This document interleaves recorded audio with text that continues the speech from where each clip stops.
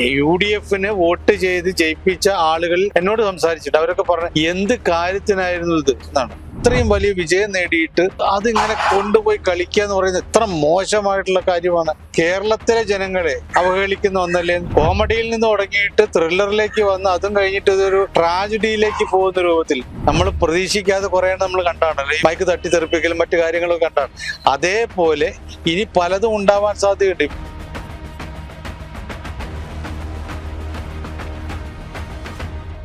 നമസ്കാരം.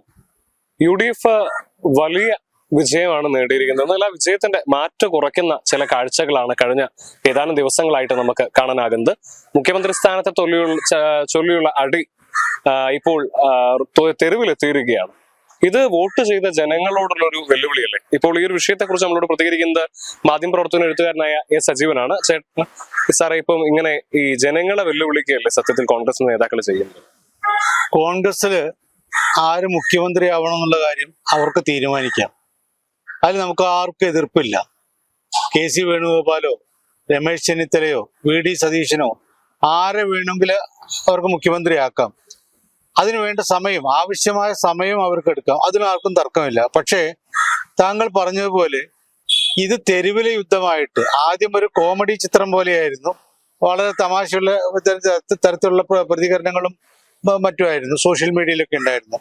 അത് കഴിഞ്ഞിട്ട് അത് വലിയ അക്രമത്തിന്റെ രീതിയിലേക്ക് കാര്യങ്ങൾ പോകുന്നു, ഫ്ലക്സ് കീറുന്നു, അങ്ങനെയുള്ള പ്രശ്നങ്ങൾ, ഗോഗാവിളികൾ ഉണ്ടാകുന്നു, ഇതൊക്കെ ഉണ്ടാകും. അതും കഴിഞ്ഞിട്ട് ഇപ്പോഴത്തെ അവസ്ഥ എന്ന് പറയുന്നത് ആത്മഹത്യാ ഭീഷണിയിലേക്ക് കാര്യം പോവുകയാണ്. അപ്പോ കോമഡിയിൽ നിന്ന് തുടങ്ങിയിട്ട് ത്രില്ലറിലേക്ക് വന്ന് അതും കഴിഞ്ഞിട്ട് ഇതൊരു ട്രാജഡിയിലേക്ക് പോകുന്ന രൂപത്തിൽ ഇപ്പൊ തമിഴ്നാട്ടിലും മറ്റും നമ്മൾ കാണുന്നത് പോലെ ഈ ആളുകൾ ആത്മഹത്യ ചെയ്യുക, ഇന്നാള് മുഖ്യമന്ത്രിയാക്കിയില്ല, ആത്മഹത്യ ചെയ്യുക എന്നൊക്കെ പറയുന്ന രീതിയിൽ കേരളം തരം താഴ്ന്നു പോകുന്നോ എന്ന ചോദ്യം സ്വാഭാവികമായിട്ടുണ്ടാകും. ഒരു കാര്യമുള്ളത് താങ്കൾ പറഞ്ഞ പോലെ ഇത് കേരളത്തിലെ ജനങ്ങളെ അവഹേളിക്കുന്ന ഒന്നല്ലേ എന്ന ചോദ്യം വളരെ പ്രസക്തമാണ്. കാരണം കോൺഗ്രസ്സുകാർക്ക് പറയാൻ പറ്റില്ല, ഞങ്ങളുടെ പാർട്ടി, ഞങ്ങളുടെ മുഖ്യമന്ത്രി, ഞങ്ങൾ തീരുമാനിക്കും. ഈ മൂന്ന് കാര്യങ്ങൾ അവർക്ക് പറയാൻ പറ്റില്ല. കാരണം 102 സീറ്റ് അവർക്ക് കിട്ടുക എന്ന് പറയുന്നത് സ്വാഭാവികമായിട്ടും അത് എളുപ്പമുള്ള കാര്യമൊന്നുമില്ല. കേരളത്തിലെ കോൺഗ്രസ്സുകാർ വിചാരിച്ചാലോ, കേരളത്തിലെ ഇനിയിപ്പോ UDF മൊത്തമായിട്ട് മുസ്ലിം ലീഗ് ഉൾപ്പെടെയുള്ള ഘടകകക്ഷികളെല്ലാം വിചാരിച്ചാലും ഇത്ര സീറ്റ് കിട്ടില്ല. കിട്ടിയതിന് കാരണം നമുക്ക് തന്നെ അറിയാം. ഇപ്പം ഇപ്പോൾ പ്രതിപക്ഷത്തേക്ക് പോയിട്ട്, അല്ലെങ്കിൽ ഈ മത്സരിച്ച് തോറ്റ CPM-ന്റെ ആളുകൾ, സ്ഥാനാർത്ഥികൾ തന്നെ പറയുന്നത്, ഇപ്പൊ കോഴിക്കോട്ട് തോട്ടത്തിൽ രവീന്ദ്രൻ, പ്രതിഭ തുടങ്ങിയിട്ടുള്ള ആളുകൾക്ക് പറയും ഞങ്ങളുടെ വോട്ട്, ഞങ്ങളുടെ പാർട്ടിയുടെ വോട്ട്, CPM-ന്റെ വോട്ട് UDF-നോ BJP-ക്കോ ഒക്കെ അനുകൂലമായിട്ട് പോയിന്നുള്ളത്, കേഡർ വോട്ടുകൾ പോയിരുന്നു. അപ്പൊ മാത്രമല്ല നമ്മൾ നോക്കും 3 സ്ഥലങ്ങള് കേരളത്തിൽ ഒരിക്കൽ പോലും ചിന്തിക്കാൻ പറ്റാത്ത സ്ഥലങ്ങളാണ് തളിപ്പറമ്പും പയ്യന്നൂരും അമ്പലപ്പുഴയും. ഈ 3 സ്ഥലങ്ങളിലും CPM-ന്റെ വളരെ ശക്തരായ നേതാക്കന്മാരായുള്ള ആളുകളാണ് വിമതന്മാരായിട്ട് മത്സരിച്ചത്. അതിനെക്കുറിച്ച് പറയുമ്പോൾ ഞാൻ ഉൾപ്പെടെ ചിന്തിച്ചില്ല അവിടെ ഒരു മാറ്റം ഉണ്ടാവാൻ സാധ്യതയില്ല. പക്ഷെ അതിന്റെ പ്രതിഫലനം മറ്റുള്ളിടത്ത് ഉണ്ടാവുന്നതാണ്. പക്ഷെ സംഭവിച്ചത് എന്താണ്? വളരെ ഗംഭീരമായ വിജയമാണ് ഈ 3 പേർക്കും കിട്ടിയിട്ടുള്ളത്. അതിന്റെ അർത്ഥം അവിടെ തട്ടകം എന്ന് പറഞ്ഞാൽ പോരാ, പെരുങ്കോട്ട, ആ പെരുങ്കോട്ടയില് തോറ്റുപോകുന്നു പറയുന്ന അർത്ഥം LDF വോട്ട്, CPM വോട്ട് മറുപക്ഷത്തേക്ക് ചാഞ്ഞു എന്നുള്ളതാണ്. അങ്ങനെ വരുമ്പോ തങ്ങളെ ജയിപ്പിച്ചതിന്റെ ഉത്തരവാദിത്വം കോൺഗ്രസ്സുകാർക്ക് മാത്രമല്ല, UDF-ലെ മറ്റ് ഘടകകക്ഷികൾക്ക് മാത്രമല്ല, എതിർപക്ഷത്ത് നിൽക്കുന്ന CPM-ലെ അണികൾക്ക് പോലും ഉണ്ട് എന്നുള്ള ഒരു ധാർമ്മിക ബോധം, അല്ലെങ്കിൽ അങ്ങനെ ഒരു ചിന്തയെങ്കിലും കോൺഗ്രസ് നേതാക്കന്മാർക്ക് ഉണ്ടാവേണ്ട. പക്ഷെ അത് വെച്ചുകൊണ്ടാണ് അവരിപ്പോ ഇത്രയും സീറ്റ് കിട്ടിയിട്ട് ചരിത്രത്തിലെ ഏറ്റവും വലിയ വിജയം UDF-ന് കിട്ടുന്ന ഏറ്റവും വലിയ, UDF-ന് മാത്രം LDF-നും ഇത്രയും 100 കടന്നിട്ടുള്ള വിജയം ഉണ്ടായിട്ടില്ല. അപ്പൊ സ്വാഭാവികമായിട്ട് ഇത്രയും വലിയ വിജയം നേടിയിട്ട് അതിങ്ങനെ കൊണ്ടുപോയി കളിക്കുക എന്ന് പറയുന്നത് എത്ര മോശമായിട്ടുള്ള കാര്യമാണ്. പിന്നെ ഇതൊന്നും നേതാക്കന്മാർ അറിഞ്ഞിട്ടില്ല, പിന്നെ പ്രവർത്തകരുടെ ഒരു ആവേശം കൊണ്ട് ഉണ്ടാവുന്നതാണെന്ന് പറഞ്ഞാൽ ഒറ്റ കാര്യമുള്ളൂ. ഇപ്പൊ എനിക്ക് വേണ്ടി എന്നെ മുഖ്യമന്ത്രിയാക്കണം എന്ന് പറഞ്ഞിട്ട് ചില ആളുകൾ, എനിക്ക് വേണ്ടി കുറെ ആളുകൾ രംഗത്തിറങ്ങുന്നു. എനിക്കതിൽ താല്പര്യമില്ല. അങ്ങനെ പാർട്ടിയെ ക്ഷീണിപ്പിക്കുന്ന രൂപത്തിലുള്ള ഒരു പ്രവർത്തനത്തിൽ എനിക്ക് താല്പര്യമില്ലെങ്കിൽ ഞാൻ ചെയ്യേണ്ട എന്താണ്? എനിക്ക് വേണ്ടി നിങ്ങൾ ആരും ഇങ്ങനെ രംഗത്തിറങ്ങേണ്ട എന്ന് പരസ്യമായി പറയണം.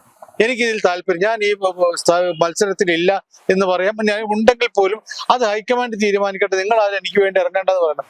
ഇതിനാരെങ്കിലും ഒരാൾ, ഈ രംഗത്തുള്ള 3 പേരിൽ ആരെങ്കിലും ഒരാൾ അങ്ങനെ പറഞ്ഞിട്ട് 3 പേരും കട്ടക്ക് നിൽക്കുകയാണ്.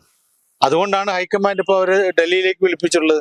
ഇനിയിപ്പോ എങ്ങനെയെങ്കിലുമൊക്കെ തട്ടിക്കൂട്ടി ഒരു പ്രശ്നം പരിഹരിച്ചാൽ പോലും അത് നമ്മൾ ഈ ഏച്ചു കൂട്ടിയാൽ മുഴയ്ക്കെന്ന് പറയുന്ന ഒരു സാധനം ഉണ്ടല്ലോ, ആ ഏച്ചു കൂട്ടിയാൽ മുഴച്ചു നിൽക്കുന്ന രീതിയിലേക്ക് കാര്യങ്ങൾ പോകും. തുടക്കത്തിലേ തന്നെ എങ്ങനെയാണെങ്കിൽ, ആരംഭത്തിൽ തന്നെ കല്ലുകടിയാണെങ്കിൽ ഇനി അങ്ങോട്ടേക്ക് പറയാനില്ലാത്തൊരവസ്ഥ വരും. ആളുകൾക്ക് മടുപ്പുണ്ടാവുന്നത് എത്രയോ പേര് UDF-ന് വോട്ട് ചെയ്ത് ജയിപ്പിച്ച ആളുകൾ എത്രയോ പേര് എന്നോട് സംസാരിച്ചിട്ട് അവരൊക്കെ പറഞ്ഞ എന്ത് കാര്യത്തിനായിരുന്നു ഇത് എന്നാണ്. മാത്രമല്ല ഈ സമയത്ത് UDF-കാർ തന്നെ മനസ്സിലാക്കേണ്ട കാര്യം, കോൺഗ്രസ്സുകാർ മനസ്സിലാക്കേണ്ട ഒരു കാര്യം, അതിഭീകരമായ തോൽവിയാണ് LDF-ന് ഉണ്ടായിട്ടുള്ളത്. ഈ ദിവസങ്ങളിൽ ആ പരാജയം ഉണ്ടായിട്ട് വോട്ടെണ്ണൽ കഴിഞ്ഞ ആ നിമിഷം മുതൽ ഈ ദിവസം വരെ തുടർച്ചയായിട്ട് LDF-ലെ പരാജയവുമായി ബന്ധപ്പെട്ട ചർച്ചകളാണ് ചാനലുകളൊക്കെ ഉണ്ടാവേണ്ടത്. പത്രങ്ങൾ ചർച്ച ചെയ്യാൻ, പത്രങ്ങൾ എഴുതേണ്ട കാര്യം അത്തരം കാര്യങ്ങളാണ്. പക്ഷെ ഒരു വാക്ക് പോലും അതിനെക്കുറിച്ച് പറയാതെ നേരെ പോയിട്ടുള്ള ജയിച്ച എന്താണ് വെന്നിക്കൊടി പാറിച്ച UDF-നെ അല്ലെങ്കിൽ കോൺഗ്രസിനെ ആകെ അകപ്പെടുത്തുന്ന രൂപത്തിലുള്ള ചർച്ചകളാണ് നടക്കുന്നത്. അതിന്റെ ഉത്തരവാദിത്വം മറ്റാർക്കുമല്ല. ഇപ്പൊ നമ്മളാരും അത് പറയാൻ വേണ്ടിയിട്ട് വെറുതെ രംഗത്ത് വന്നിട്ട് കോൺഗ്രസ്സുകാർ അങ്ങനെ മോശമാണ് എന്നൊരു പറയലല്ലോ, ഇത് പറയിക്കുകയാണ്. അങ്ങനെ നാട്ടുകാരെ കൊണ്ട് പറയിപ്പിച്ച ഒരു കാര്യം, നാട്ടുകാര് താങ്കൾ തുടക്കത്തിൽ പറഞ്ഞ പോലെ അപഹസിച്ച കാര്യം ആണ് ഇപ്പോൾ ഇവിടെ ഉണ്ടായിട്ടുള്ളത്. ഇപ്പം വോട്ട് ചെയ്ത് 5 ദിവസത്തിനുള്ളിൽ തന്നെ ജനങ്ങൾക്ക് റിഗ്രറ്റ് അടിച്ചിട്ടുണ്ടാവും അല്ലേ? തീർച്ചയായിട്ടും ഇങ്ങനെയുള്ള ആളുകളെ ജയിപ്പിച്ചിട്ട് എന്ത് കാര്യം, ഇനി അങ്ങോട്ടേക്കുള്ള കാര്യം എന്താണെന്നുള്ള കാര്യം നമുക്കറിയാലോ. ഇപ്പം ഇതേ ആളുകൾ VD സതീശൻ പ്രതിപക്ഷ നേതാവും KPC പ്രസിഡന്റായിട്ട് K സുധാകരനും ഉണ്ടായിരുന്നല്ലോ. ആ സമയത്തുണ്ടായിരുന്ന കഥകൾ നമുക്കറിയാം. എന്തെല്ലാം കളികളായിരുന്നു. നാട്ടിൽ തമാശയായിരുന്നു. ഫോൺ മാറ്റി, ഈ മൈക്കുകൾ മാറ്റി വെക്കുക, ഇംഗ്ലീഷ് ചോദിച്ചു കഴിഞ്ഞാൽ നിങ്ങൾ പറഞ്ഞതല്ലോ പറയും. ഇങ്ങനെ ഇത്തരത്തിൽ പിന്നെ അതേപോലെ അസഭ്യമായിട്ട് എനിക്കിവിടെ പറയാൻ പറ്റാത്ത ചില വാക്കുകൾ പ്രയോഗിക്കുക, അതും പരസ്യമായിട്ട് പറയുക, ഇത്തരം കാര്യങ്ങളൊക്കെ ഉണ്ടായതുപോലെ ഇനി അങ്ങോട്ടേക്ക് എന്തെല്ലാം നടക്കും എന്നുള്ള കാര്യം കണ്ടറിയേണ്ടി വരും. ഇനി ഇപ്പോൾ അഥവാ ഏതെങ്കിലും തരത്തിൽ ഈ ഒരു പ്രശ്നം പരിഹരിച്ചു എന്ന് ചോദിക്കാം, അടുത്ത 5 വർഷം എന്തൊക്കെയാലും ഇപ്പൊ ഒരാൾക്കല്ലേ മുഖ്യമന്ത്രി സ്ഥാനം കൊടുക്കാൻ പറ്റുള്ളൂ, മറ്റു 2 പേരും എന്തെങ്കിലും അസംതൃപ്തരായിരിക്കും. അപ്പൊ അടുത്ത 5 വർഷക്കാലത്തെ ഭരണത്തിൽ ഇത് നിലനിൽക്കില്ലേ? തീർച്ചയായിട്ടും. നമ്മൾ ഇതൊന്നുമല്ലാതെ വളരെ തുച്ഛമായിട്ടുള്ള ഭൂരിപക്ഷത്തിന് ജയിച്ചാണ് ഉമ്മൻചാണ്ടി സർക്കാർ.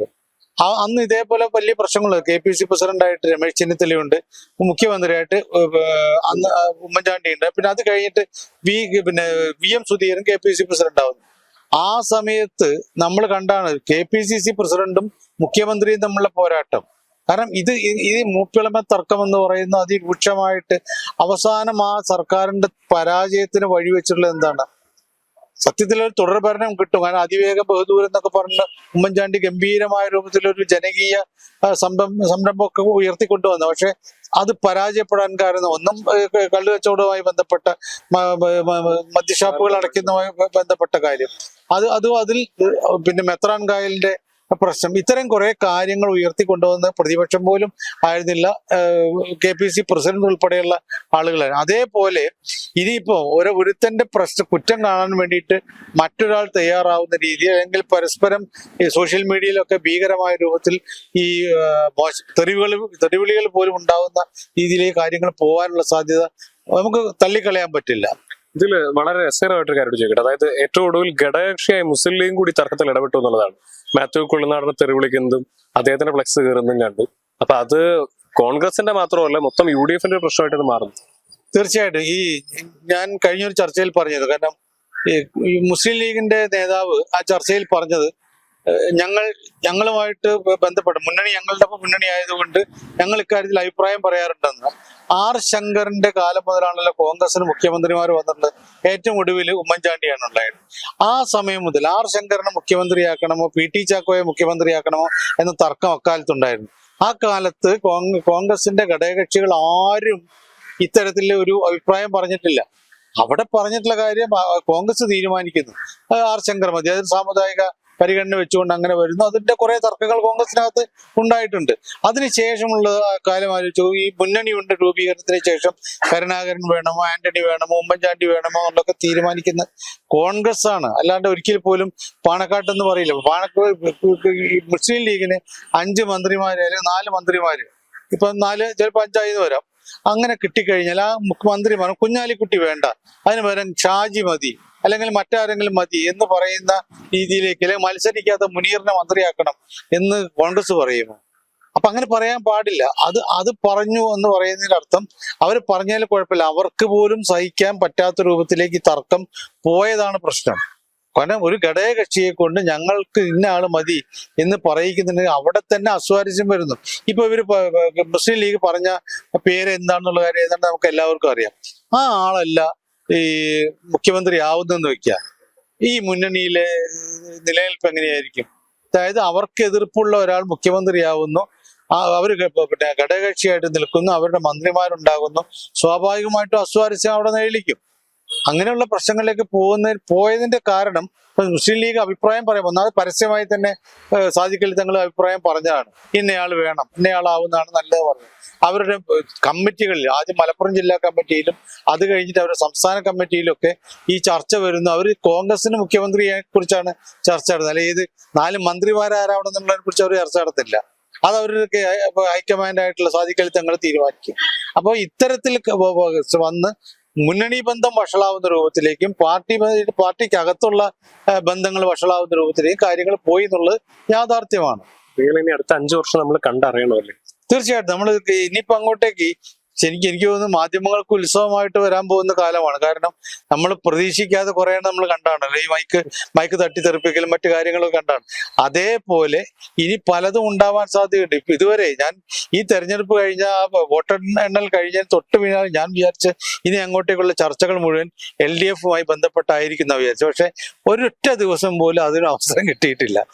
മുഴുവൻ സമയം ഇതൊന്നോ 2 or 3 ചർച്ചകൾ മുഴുവൻ ഇതുമായി കോൺഗ്രസുമായി ബന്ധപ്പെട്ട കോൺഗ്രസിന്റെ മുഖ്യമന്ത്രി ആര് എന്നതിനെ കുറിച്ചുള്ളതാണ്. അതാണ് ഏറ്റവും വലിയ തമാശ. താങ്കൾ പറഞ്ഞ പോലെ ഇനി അങ്ങോട്ടേക്ക് ഇതൊരു വലിയ തമാശയായിട്ടുള്ള ചർച്ചകളിലേക്കോ കാര്യങ്ങൾ പോകുമെന്നാണ് എനിക്ക് തോന്നുന്നത്.